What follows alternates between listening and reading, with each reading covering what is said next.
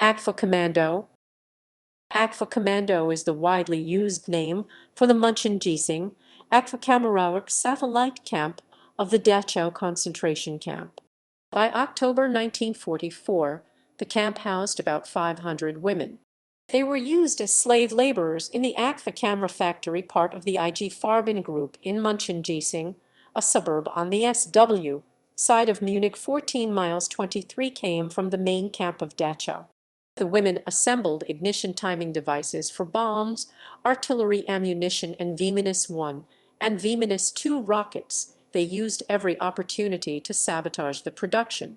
In January 1945, citing the lack of food, the prisoners conducted a strike, an unheard-of action in a concentration camp.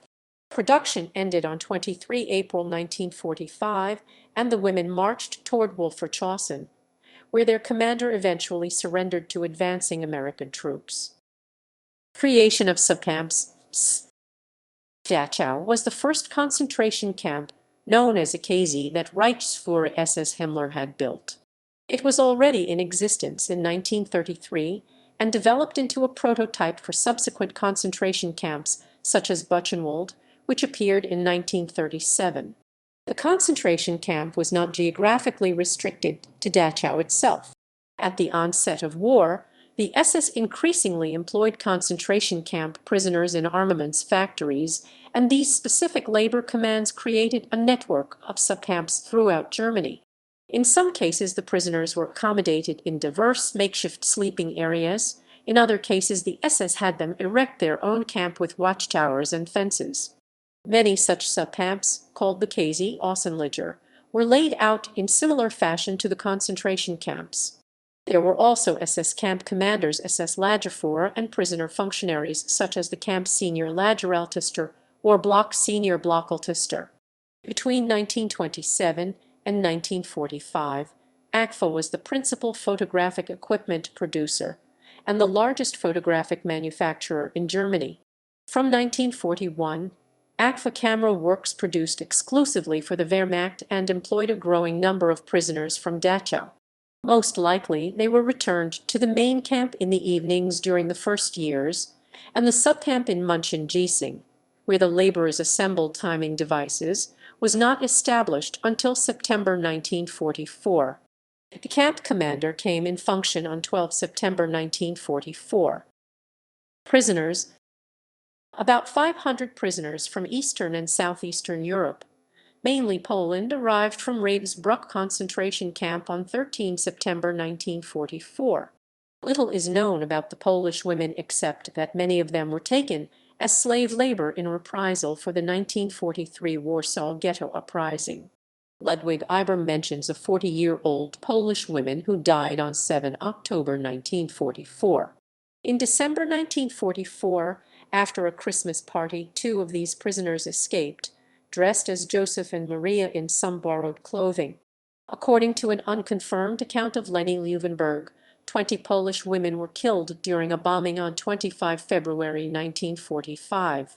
In October 1944, 250 Polish prisoners were sent back to Ravensbrück in exchange for 193 Dutch women, 10 women from other West European countries, and 50 women from Eastern and Southeastern Europe. Among the latter were 21 Slovenian political prisoners, mostly communist Yugoslav partisans. The Dutch women arrived on October 15, 1944, from Ravensbrück, where they had arrived in September from the Dutch concentration camp Vught. Most had been active in the resistance and had formed bonds already in Vught. They were a cohesive, supportive group. They marched singing into the cattle cars in Vught and walked singing into Ravensbrück concentration camp. Out of the 193 Dutch women, only 2 died just before the war's end. In comparison, a third of the Dutch women that stayed behind in Ravensbrück did not survive. Prison life. Very little has been published, and most facts were collected from written memoirs and oral testimony of the Dutch survivors. Ella Lingens spent a few months as a prisoner doctor in the camp dispensary from December 1944. Her book Gevangen der Angst was published in 2003. She is critical of the Dutch prisoners and calls them naive. Her views became a thorny issue with the Dutch ex-prisoners in the long-drawn-out compensation claims against IG Farben. French prisoner Marie Bartek published her memoirs in the journal Darkachen in 1946-1947. In May 2015, the stories of a number of Dutch Dachau political prisoners were published as Jean Nummers maar name. The publication contains input for Rennie van Ammen de Vieruys, Kiki Heinsius, and Loes Buenik. The women were housed in an apartment block in München-Giesing. Part of the apartment had been bombed out before it was completed. The complex was surrounded by a high barbed wire fence with watchtowers on the four corners. In the center court of the U-shaped building stood a wooden barrack mess hall. 6 or 7 prisoners slept in each small room. Reveille was at 500 hours. The prisoners were counted and marched to the Agfa factory. They returned to the subcamp compound at 1700 hours. Religious meetings that had been held in Vught continued in secrecy in Dachau. One of the Dutch prisoners, Blokkeltest Rennie van Ammen de Vieruys, recalls the strength they obtained in these encounters in her biography. Since the women were not under guard in their rooms, they held regular devotions and produced their own songbooks. They translated parts of the Old Testament from a German Bible that was lent to them by a civilian factory worker. In September 1944, Kurt Conrad Sternways, a Waffen-SS lieutenant and World War I veteran, was transferred from an artillery detail near Freising to the main camp at Dachau. He was subsequently placed in charge of Agfa-Commando. The strike. In January 1945, the 14-mile 23 km road from the main camp in Dachau had become impassable as a result of the Allied bombings. The meals now became the responsibility of the Agfa management. The soup deteriorated by the day, and few women were spared digestive problems and complications from undernourishment. Disease was rampant. There were outbreaks of typhoid fever, scarlet fever, and tuberculosis. Conditions at the main camp were no better. As the war drew to a close, Dachau became increasingly overcrowded with prisoners evacuated from other concentration camps. Consequently, transfer from the Agfa subcamp to the main camp's dispensary was close to a death sentence. When the factory took over the distribution of the soup and started watering it down, while at the same time trying to raise the production quotas, the Dutch women spontaneously crossed their arms and stopped their work. The Slovenian women joined the protest. Strikes were unheard of in the concentration camps, so this would lead to severe punishments. In the end, the women made their point that they just could not work under the conditions of a starvation diet and constant bombing raids. The chief Gestapo agent Willy Bach came down from the headquarters in Dachau and tried to find the instigators, but no one came forward. In the end, Mary Vaders, who had arrived from Ravensbrück on October 15, 1944, was selected at random and incarcerated in the Dachau bunker cell for 7 weeks of solitary confinement. She came back damaged but unbroken. The remaining Dutch and Slovenian women were punished with hours standing in formation in the courtyard. The liberation. As the war drew to a close and American personnel began to encircle the region, production at the factory halted on 23 April 1945. The Allied bombings and the advance of the Allied forces had cut off the supplies of raw material and distribution of the products.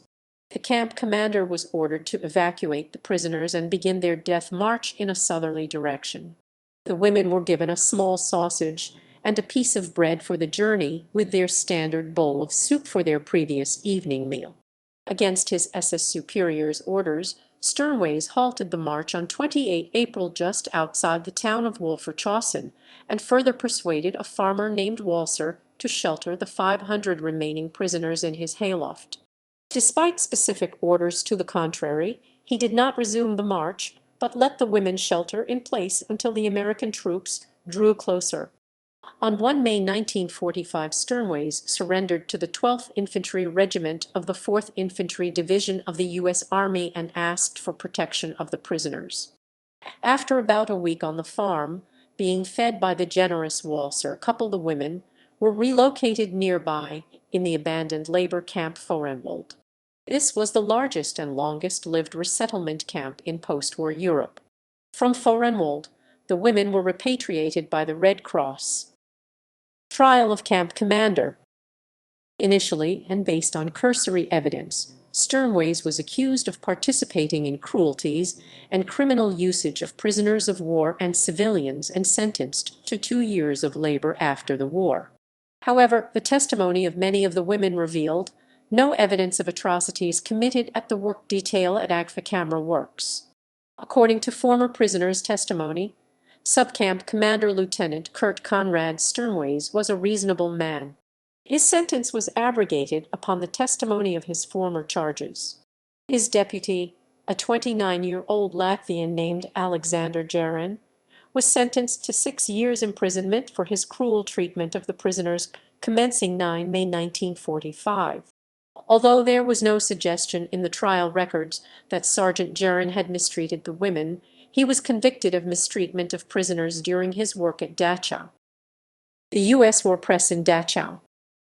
In April 1945, a group of 22 war correspondents was quartered in a villa on the Isar River in Grunwald, another Munich suburb. Just before the women prisoners were transferred from the Walser farm to Forenwald, 2 of the men came looking for women to help in their kitchen. Rennie van Amen de Vierijs and Nel Niemans-Verdriet accepted their offer. Most of the correspondents had come up together from North Africa through Italy. War correspondent Ernie Pyle and cartoonist Bill Malden often were among them. Their job was to document the atrocities of Dachau and to accompany government VIP and several Hollywood executives. One of the latter was film director William Wyler. The press was under the command of Colonel Max Boyd. His next in command was later Lieutenant Colonel J.R. Vessels, Minneapolis, MN, Air Corps Public Relations Officer. Claude Farmer was the driver and Don Jordan the cook. The journalists included Sholem Ash's son, Nathan Ash, AP reporter working at the Seattle Times, Harry Cowell, Charlie Green from St. Paul, MN, Art Everett from Bay City, MI, and Paul Zimmer from Oakland, CA. Residents. Notes and citations. Websites. Website Jan van Amen in Dutch and German.